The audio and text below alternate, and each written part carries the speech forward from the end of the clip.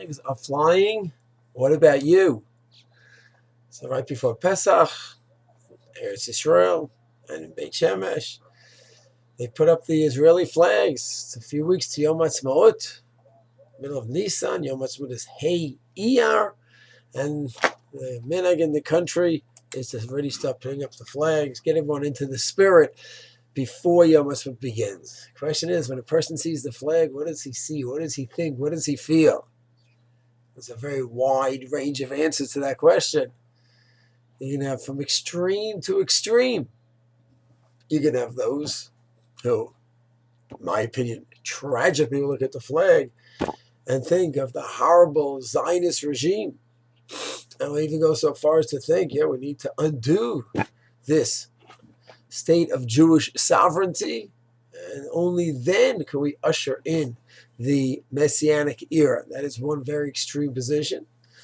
Then you're going to have those that will say, also negative, nothing positive about it, but will say, now that it's here already, we can't ask Hashem to undo it. This is a reality and we have to live with it. Negative reality, but we have to make the most of it.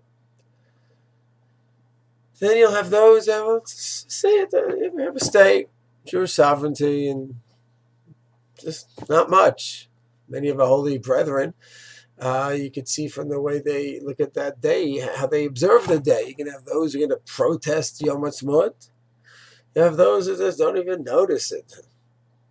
And then moving along from extreme to extreme, you can have those that look at this as a bracha. It's a bracha. Hashem gave us a bracha, Jewish sovereignty.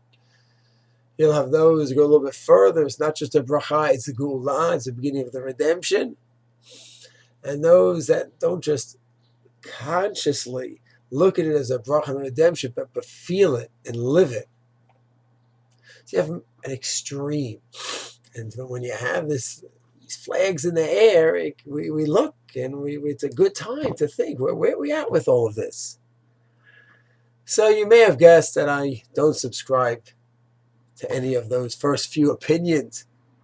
Baruch Hashem. To say that this is evil, this is horrible, it needs to be dismantled, although there's great people that held that way, and I love and respect the Satmar Rebbe for many, many, many of his ideas, but not this one. Not this one. It's a great act of divine mercy, Rahmanut, on us, and to say that it's the act of a Sitra Acher, some evil forces, to me, I just cannot subscribe to such a position in any way. But, and to look at it as a neutral thing either, like many of our holy brothers. Such a major, major event that needs to have a response, an opinion one way or another.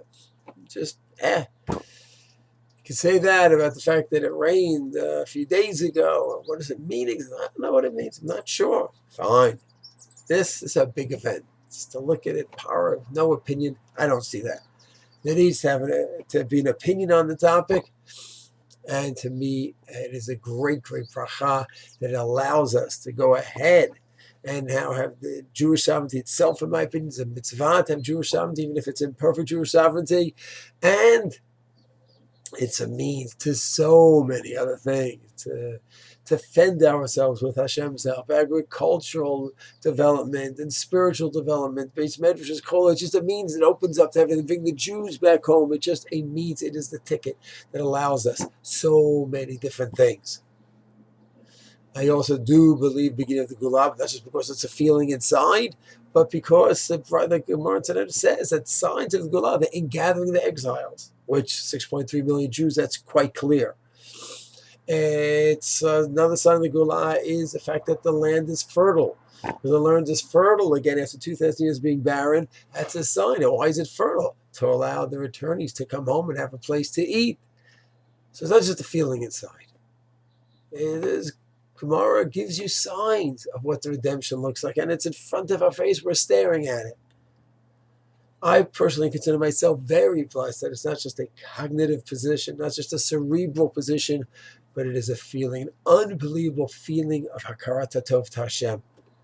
That I have, it's a chut to be alive during this time. I've dusted my car in the morning from all the building that's going on. To me, I just get goosebumps from that dust. Every time I see another crane go up, just to look outside my window, another crane, another crane, another crane, for more Jews to come home, and more Jews to come home. I look outside, people say, oh, too bad your view is being ruined with all the buildings. You used to have only mountains in your view. Now you have these buildings. I say, no. I now have both signs of the redemption in my view.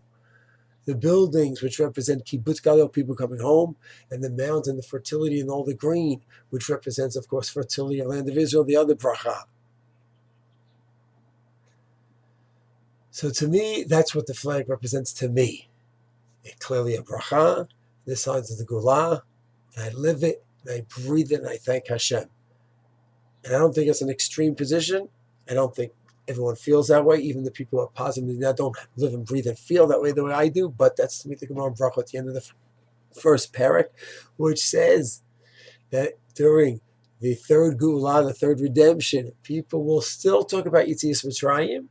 They will, but that's not going to be as prominent as the discussion of the third Geulah and the brachos and the miracle and everything that's going on. It's going to have a more prominent place. So I don't think those feelings I have are off. I think they're very accurate.